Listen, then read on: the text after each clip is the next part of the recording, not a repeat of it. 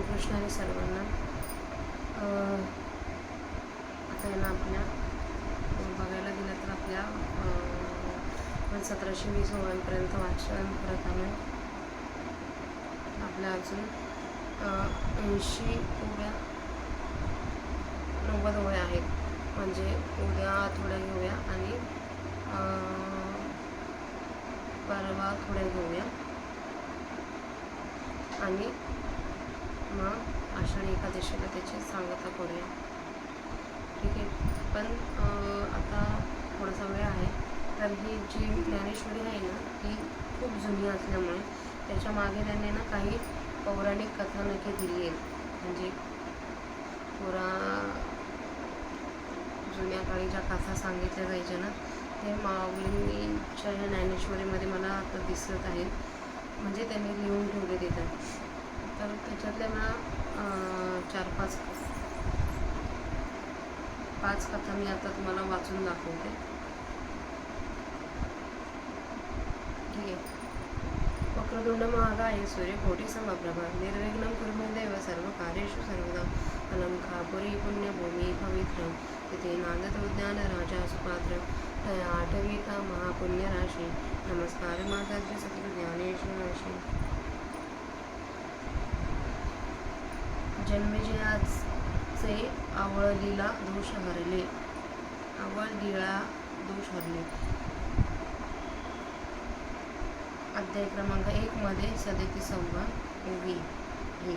ठीक आहे. त्या ओवीवर त्यांनी कथा दिली. जन्मेजय राजाने आपला पिता परीक्षित हा सर्पदंशाने मरण पावला म्हणून त्याचा सूड उगवण्याकरिता सर्पसत्र आरंभिले आणि त्या यज्ञात सर्पांच्या आहुत्या पडू लागल्या. पण मुख्य तक्षकाची आहुती पडेना.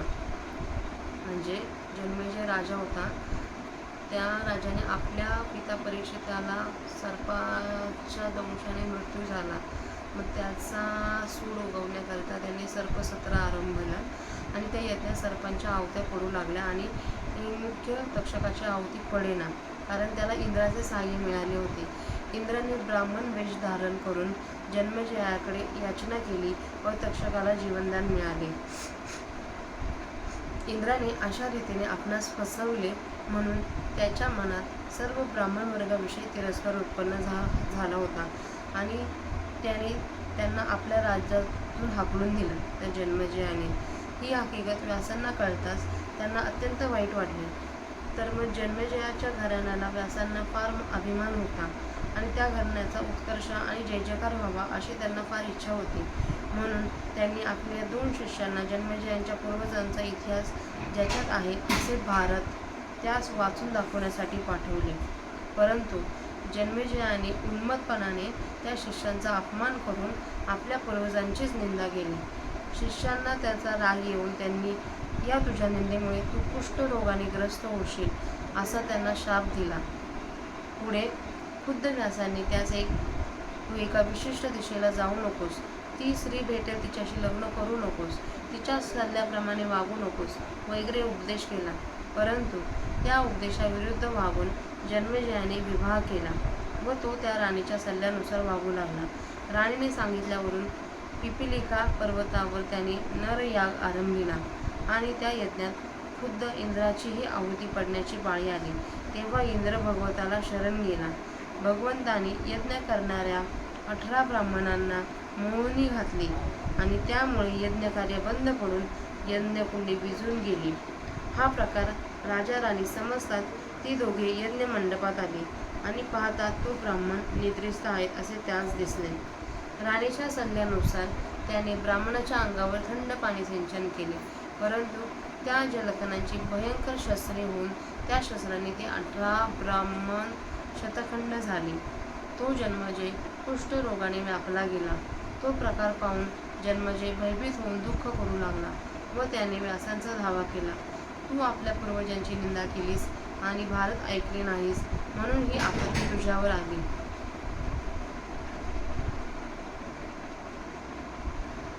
तर तू आता भगवंतांना प्रसन्न करून घे असं व्यासांनी त्यास सांगितल्यावर त्याने भगवंताचे ध्यान करून त्यास प्रसन्न करून घेतले. भगवंतानी तू जन्मजयास भारत वाचून दाखव, म्हणजे तो ब्रह्महत्येच्या आणि कुष्ठरोगाच्या आपत्तीतून मुक्त होईल, असे व्यासांना सांगितले. व्यासांनी ती 18 प्रेते मंडपात आणून 18 हात कृष्णवर्णाचे वस्त्र मध्ये धरून पलीकडे जन्मजयाला बसवले आणि वैशंपायन ऋषीकडून त्यास भारत ऐकवले. प्रत्येक पर्वाबरोबर एक एक ब्राह्मण जिवंत होऊन एक एक हात श्रीकृष्ण वस्त्र पांढरे होत गेले. अशा रीतीने संपूर्ण 18 पर्व भारत ऐकल्यावर ते 18ही ब्राह्मण जिवंत झाले. ते सर्व पांढरे झाले. ते वस्त्र सर्व पांढरे झाले आणि राजाचा कुष्ठरोग संपूर्णपणे नाहीसा झाला.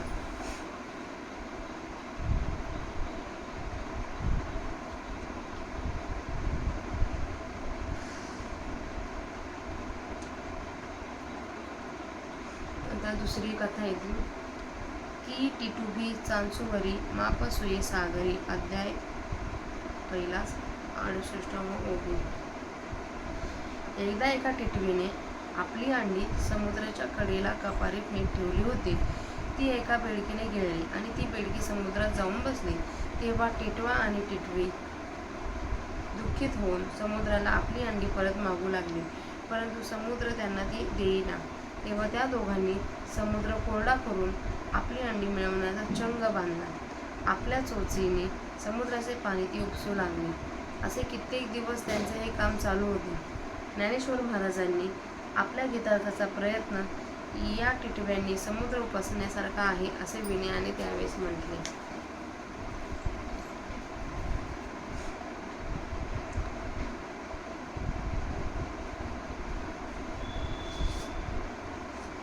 ध्वजस्तंभावरी वानरो. अध्याय 141 ओवी. कुरुक्षेत्रावरील लढाईच्या काही दिवस आधी श्रीकृष्ण आणि अर्जुन हे यमुनेच्या काठी फिरावयास गेले होते. असे असताना अर्जुनाने आपल्या धनुर्विद्येच्या गर्वाने फुगून जाऊन श्रीकृष्णाला म्हटले, कृष्णा, रामाला पूर्वी लंकेत जाण्यासाठी सेतू बांधण्याची एवढी का जरुरी पडली? त्याला बाणांचा पूल का उभारता आला नाही? यावरून राम धनुर्विद्येत इतका निष्णात नसावा. अर्जुनाचा गर्व हरण करण्याची बरी संधी चालून आली आहे. हे पाहून भगवान म्हणाले, अरे अर्जुना, रामाचे सैन्य शरीराने फार धिप्पाड होते. बाणांचा पूल त्याच्या वजनापुढे टिकला नसता. यावर अर्जुनाने, मी कसल्याही परिस्थितीत टिकणारा पूल बाणांनी तयार करतो. रामाचे सामर्थ्य नसेल पण माझे आहे. श्रीकृष्ण म्हणाले, फार कशाला, रामाच्या सैन्यापैकी एक हनुमान अद्यापि आहे. तू बाणांचा पूल तयार कर व हनुमानाला पलीकडे घेऊन जा. असे म्हणून श्रीकृष्णाने हनुमंताला बोलावून आणले. अर्जुनाने यमुनेवर बाणांचा पूल तयार केला. हनुमान त्यावरून जाण्यास धजेना. तेव्हा भगवान मुद्दाम म्हणतात, अर्जुना, तुझा पूल भरभक्कम आहे ना? हनुमान जाण्यास धजत नाही. मग श्रीकृष्णाच्या आज्ञेवरून हनुमान पुलावर जाण्यासाठी त्यावर एक पाय ठेवतात न ठेवतात तोच पूल एकदम खाली आला. अर्जुनाने लज्जित होऊन धनुष्यबाण टाकले व तो भगवंताला शरण आला. मारुती रायाला आपल्या सामर्थ्यांचा गर्व होऊ नये म्हणून भगवंतांनी अर्जुनाला पुन्हा बाणांचा पूल तयार करावयास सांगून त्याखाली आपले सुदर्शन चक्र घातले. यावेळी हनुमान कितीही उड्या मारत गेले तरी पुलाला काहीही झाले नाही. मारुती राया हरले व त्यांनी अर्जुन जेव्हा बोलवेल तेव्हा त्याच्या मदतीला येण्याचे आश्वासन दिले. तेव्हा भारतीय युद्धाच्या वेळी माझ्या रथावर आपण येऊन बसा, असे अर्जुनाने सांगितल्यावर मारुतीराय ध्वजस्तंभावर येऊन बसले. म्हणजे जो श्रीकृष्णाचा रथ होता त्या रथाला वर जो ध्वज होता त्या ध्वजावर मारुतीराय आहेत आणि त्याच्या मागे ही कथा आहे की तिथे मारुतीराय का आहेत. जेणे संग्रामी हरू जिंतीला. अध्याय 1 ओवी क्रमांक 200. वनवासात असताना अर्जुनाने पाशुपत अस्त्राच्या प्राप्तीसाठी तप आरंभिले आणि शंकराची आराधना केली. शंकरांनी त्याची परीक्षा पाहण्यासाठी आपल्या गणातील एकाला वराह करून आपण किरात भिल्ल झाले आणि त्या वराहाच्या शिकारी मागे लागले. वराहाने मुद्दाम अर्जुनाला मुसंडी मारून त्यालाही शिकारीस उद्युक्त केले. अर्जुनाच्या व शंकराच्या बाणांनी वराह मृत होऊन पडल्यावर किरात आणि अर्जुन यांच्यामध्ये वराह कोणाच्या याच्याबद्दल भांडण झोपले व प्रकरण हातघाईवर आले. या लढाईत अर्जुनाचा पराक्रम चांगला दिसून आला. तेव्हा शंकर प्रसन्न होऊन त्यांनी अर्जुनाला पाशुपतास्त्र दिले.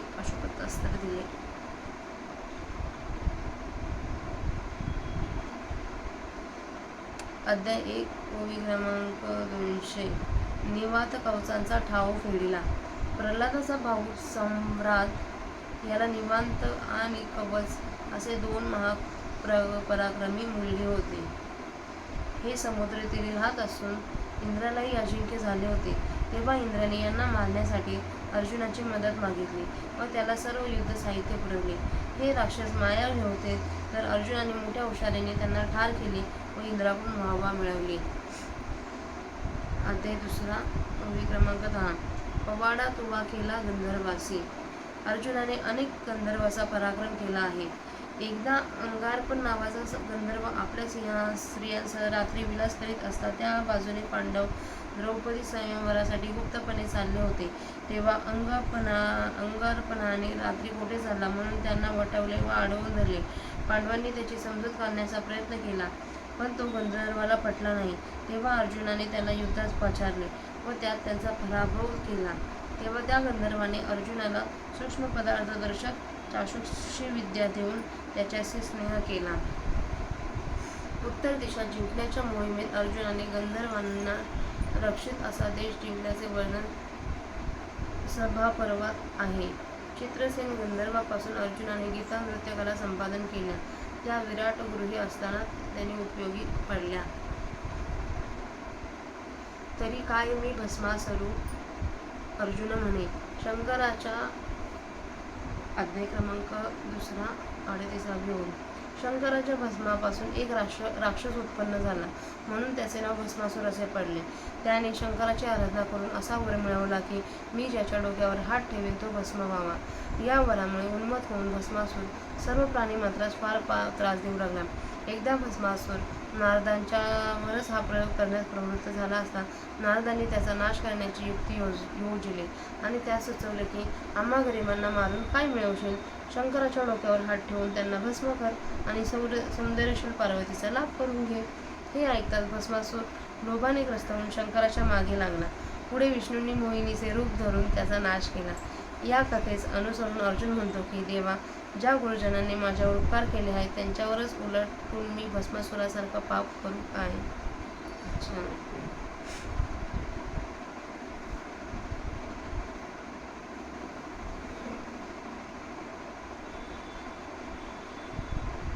देखा पा जनकाधिक कर्मजात अशेख न सांडिता मोक्षसुख पावते झाले. जनक राजा मिथिला नगरीत राहून राज्य करीत असे. त्याचे सर्व व्यवहार लौकिकाप्रमाणे चालून लागले. आत्मज्ञान संपन्न असल्यामुळे तो लौकिक व्यवहारात आसक्त नव्हता. त्याप्रमाणे कर्म करूनही तो मुक्त अवस्था भोगीत होता. जनक राजा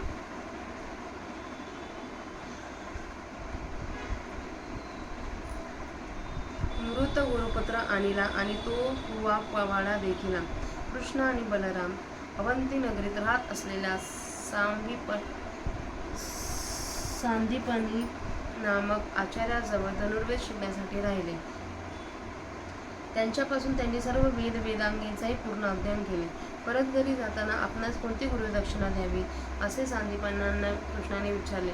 गुरुचा दत्त नावाचा एकुलता एक मुलगा समुद्रात पडून मेला होता. तो परत मिळवण्याविषयी त्यांनी इच्छा व्यक्त करताच कृष्ण बलराम गुरुपुत्राच्या शोधार्थ यमलोकी गेले. तेथे त्यांनी यमधर्माचा पराभव केला व गुरूंचा पुत्र तेथून परत आणून गुरुच्याकडे पोचवला गेला. हा कृष्णाचा पराक्रम अद्भुत व अलौकिक आहे. बघा, साक्षात देवाने कृष्णाने ज्यांच्याकडे तो गुरुविद्या शिकला त्यांना काय गुरुदक्षिणा देऊ असे विचारताच गुरूंनी आपला मेलेला पुत्र परत मिळावा अशा इच्छा केली आणि ती पूर्ण करण्यासाठी भगवान श्रीकृष्ण आणि त्यांचे बंधू बलराम दोघंही यमलोकी गेलेले आणि यमलोकात जाऊन त्यांनी धर्माचा पराभव केला आणि गुरूंचा पुत्र परत घेऊन आला आणि गुरूंना दिला. हा किती मोठा श्रीकृष्णाची आगात लीला आहे. पाहे पा श्री शंभूची प्रसन्नता तया उपमन्यूची या आरता काय क्षीराब्दी दूध भाता देई जसीना. उपमन्यू हा वशिष्ठ कुलातील व्याघ्रपादाचा वडील मुलगा. धाकट्याचे नाव धम्य. घरीची अत्यंत गरिबी. तेव्हा साहजिक आई या दोघांना पाण्यात मीठ कालवून देत असे. एकदा ते दोघे पुत्र दुसऱ्याच्या घरी खेळावयास गेले असता तेथील मुलाबरोबर यांनाही ताजे काढलेले दूध देण्यात आले. हे वेळ पावते उपमन्यूने खऱ्या दुधाची चव घेतलीच नव्हती. तेव्हा घरी आल्यावर या दुधासाठी हट्ट करून बसला. नेहमीची पीठ पाणी तो घेईना. आईने वैतागून म्हटले की खरे दूध मिळण्याजोगे तुमचे पूर्वजन्मीचे ईश्वर धन नाही, तेव्हा ते तुम्हाला कोठून मिळणार. हे ऐकून उपमन्यूने कडे तपाचारण सुरू केले व शंकरांना प्रसन्न करून घेतले. शंकरांनी याला सदैव दुधाची प्राप्ती व्हावी म्हणून क्षीरसमुद्र, दुधाचा सागरच त्याला बहाल केला.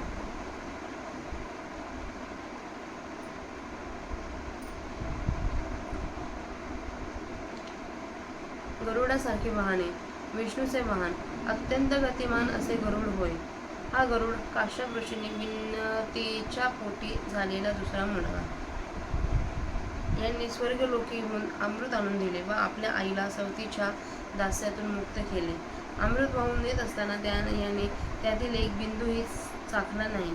हे पाहून विष्णू प्रसन्न झाले आणि त्यांनी याला अमृताखेरीज अमरत्व दिले.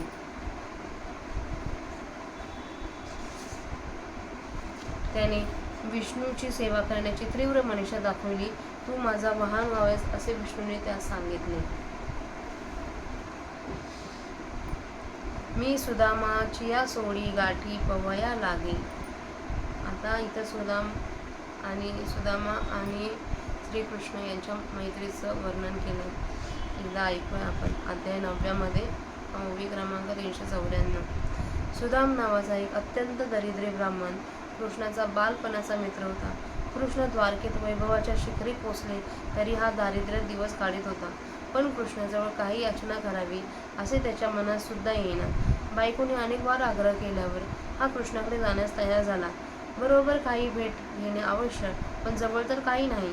तेव्हा काय नव्हे हा विचार पडला. तेव्हा बायकोने थोडे पोहे उसने आणून त्याच्या फाटक्या धोत्रात बांधले. द्वारकेला पोचल्यावर कृष्णाने याचे चांगले आतिथ्य केले आणि वहिनीने मला काय दिले आहे ते दाखव पाहू म्हणून सुदामाच्या धोत्राची गाठ सोडून त्यातील पोहे आवडीने खाल्ले. नंतर सुदामा काही न मागता परतला व घराजवळ येतो तो त्याला सोन्याची सुदाम नगरी दिसली. कृष्णाने पोह्याचा मोबदला ती त्याला नकळत दिली होती. अंगावर काटा येतात माझ्या नुसतं. पाहिपास आवाजे हातीरू धरिले. एकदा इंद्रद्युम्न राजाला तू गजयोनी पावशील असा अगस्त्य ऋषींनी शाप दिला होता.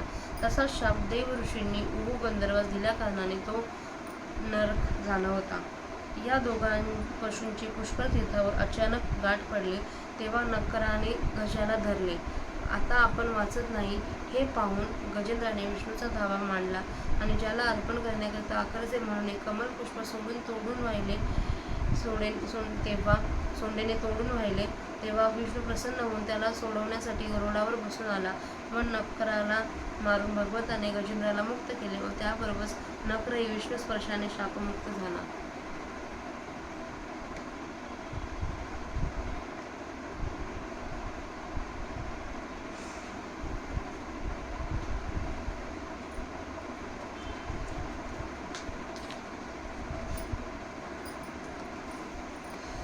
अध्याय 9 ओवी क्रमांक 450. माझे नृसिंहत्व लेणे जयाची महिमे. महान पराक्रमी हिरण्यकश्यप दैत्याला कयाधू राणीपासून प्रल्हाद मुलगा झाला. हा गर्भामध्ये असल्यापासूनच भगवान निष्ठ होता. हा जन्मल्यानंतरच त्याला हरिनाम खेरीज काहीच प्रिय नव्हते. त्याने विष्णुभक्ती सोडावी म्हणून बापाने त्याला छळले, विष दिले, कड्यावरून खाली लोटले, अशा नाना प्रकारांनी त्याला त्रास दिला.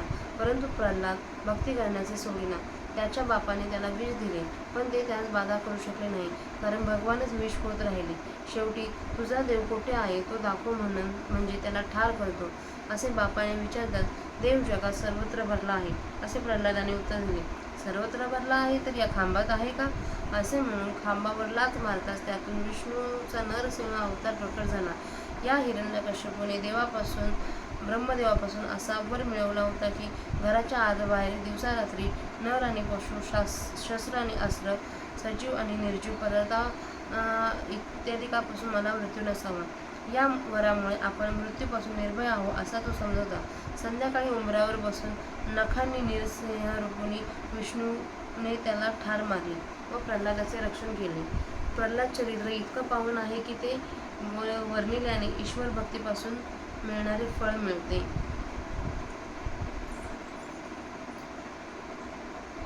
नातरी भयाचे मिसे मातेन पवजीची काय कंसे.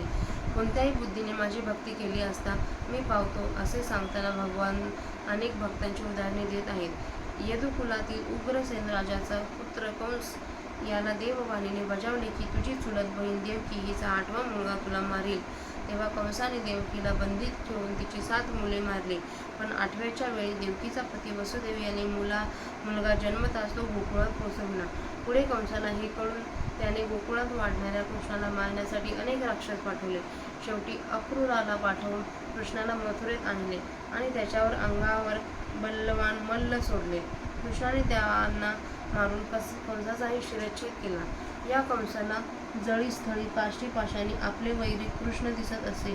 त्याची ही विरोधी भक्ती होती व तो श्रीकृष्ण भक्तीने शेवटी मुक्त झाला. तर आता आपल्या इथं खूप साऱ्या पौराणिक कथा वाचून झाल्या. हे एवढं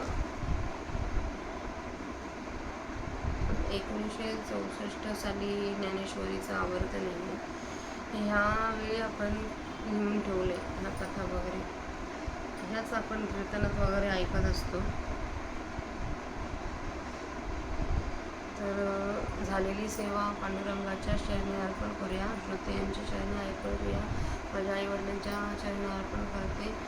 माऊलींच्या समाधीवर अर्पण करूया आणि सेवेला स्वल्पविराम देऊया. रामकृष्ण हरी.